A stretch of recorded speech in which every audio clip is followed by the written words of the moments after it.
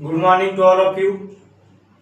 तो पिछली क्लासेस में हमने आर्टिकल नंबर 132 से लेकर के 137 तक सभी आर्टिकल थे, उसको हमने जाना था, सीखा था और चीजों को याद कर लिया था। और आज हम उसके आगे के आर्टिकल्स को अच्छी तरीके से समझेंगे, जानेंगे और पूरी तरीके से सीखेंगे। तो आइए हम क्लास स्टार्ट करते हैं। आज आर्टिकल नंबर 139 को जानते हैं। तो आर्टिकल नंबर 139 समझने से पहले मैं आपको आर्टिकल नंबर 32 में क्या बताया था, आपको ये ध्यान में आना जरूरी है। आर्टिकल नंबर 32 में सुप्रीम कोर्ट 5 प्रकार से रीट जारी करती थी। वो पांचों रीट कौन कौन से थे आपको मैं बताना चाहता हूं। पहला रीट था बंदी प्रत्यक्षीकरण, दूसरा था परमादेश और तीसरा था अधिकार परीक्षा और चौथा रीट था हमारा प्रतिषेध और पांचवा रीट उत्प्रेषण। ये पांचों रीट सुप्रीम कोर्ट जारी करती थी। कब जारी करती थी ये पांचों रीट? जब हमारे फंडामेंटल राइट, मूल अधिकार का हनन होता था, तब सुप्रीम कोर्ट ये 5 प्रकार के रीट जारी करती थी आर्टिकल नंबर 32 के तहत। तो ये तो हमने आर्टिकल नंबर 32 में पढ़ा था। लेकिन जब आर्टिकल नंबर 139 कहता है कि जब हमारे मूल अधिकार से रीट निकालना, तो 32 का प्रयोग करते थे। उसी प्रकार जब कोई आर्टिकल नंबर 32 के अलावा, हमारे फंडामेंटल राइट के अलावा अगर कोई मामला है, उसमें अगर रीट निकालना है, तो सुप्रीम कोर्ट आर्टिकल नंबर 139 के तहत रीट जारी करती है। वो चाहे सुप्रीम कोर्ट हो या हाई कोर्ट हो। अगर फंडामेंटल राइट के अलावा अन्य मामलों में अगर रीट जारी करना होगा, तो सुप्रीम कोर्ट आर्टिकल नंबर 139 के तहत रीट जारी करेगी। ये कहता है आर्टिकल नंबर 139। तो आइए जानते हैं, आगे क्या चीजों को समझते हैं।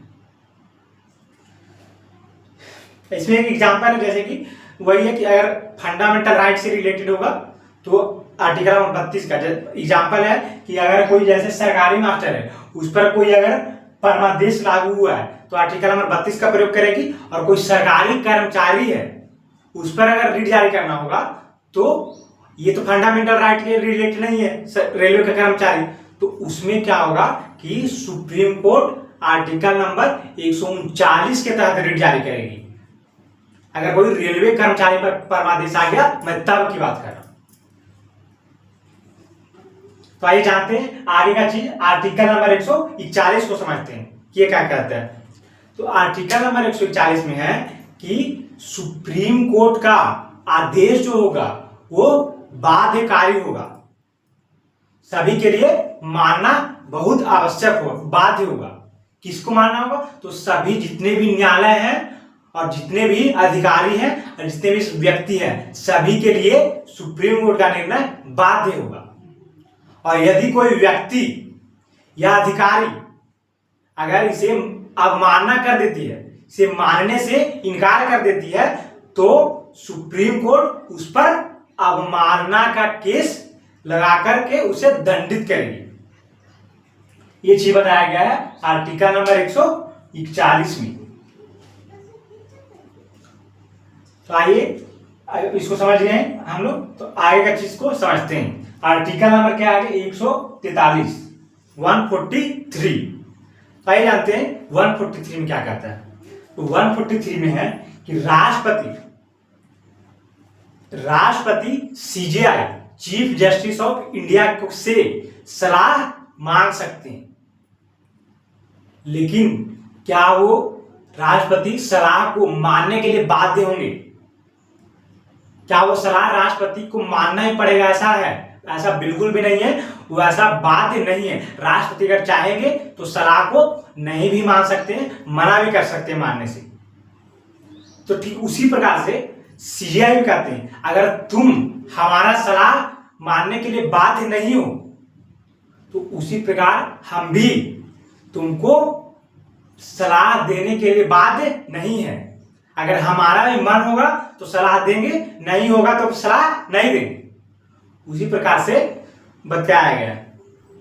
तो आर्टिकल नंबर 143 यही कहता है कि सीजेआई राष्ट्रपति से सलाह मांग सकते हैं, लेकिन उसके लिए बाध्य नहीं है कि उसे मानना ही है। आगे आते हैं, आगे कंसेप्ट क्या कहता है। आगे है कि सुप्रीम कोर्ट संविधान का अंतिम व्याख्या करता है। आगे बढ़ते हैं, जो आगे है कि सुप्रीम कोर्ट एक निष्पक्ष संस्था है। कैसी संस्था है? तो निष्पक्ष संस्था है। तो सुप्रीम कोर्ट अपनी निष्पक्षता को बनाए रखने के लिए अपनी नियुक्तियां स्वयं करती है, कोई दूसरा नहीं करता है। आगे का चीज समझते हैं। आगे कहता है कि सुप्रीम कोर्ट के जितने भी कर्मचारी हैं, उनका स्थानांतरण हो, निलंबन हो, वो सभी स्वयं करती है सुप्रीम कोर्ट। तो ये चीज बताया गया है। ये चीज आर्टिकल नंबर 143 के तहत आपको ध्यान में रखना है। और इसको आप, मैं साइड हट जाता हूं, इसको वीडियो पॉज कर लीजिएगा और आप नोट्स बना लीजिएगा।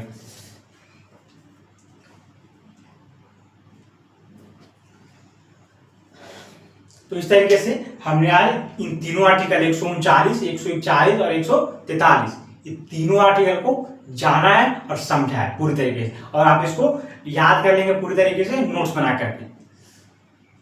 तो इसके आगे के आर्टिकल्स को हम नेक्स्ट वीडियो में अच्छी तरीके से जानेंगे और समझेंगे। तो आज के लिए इतना ही, इसको याद कर लीजिएगा। आज के लिए इतना ही, मिलते हैं नेक्स्ट वीडियो में। धन्यवाद।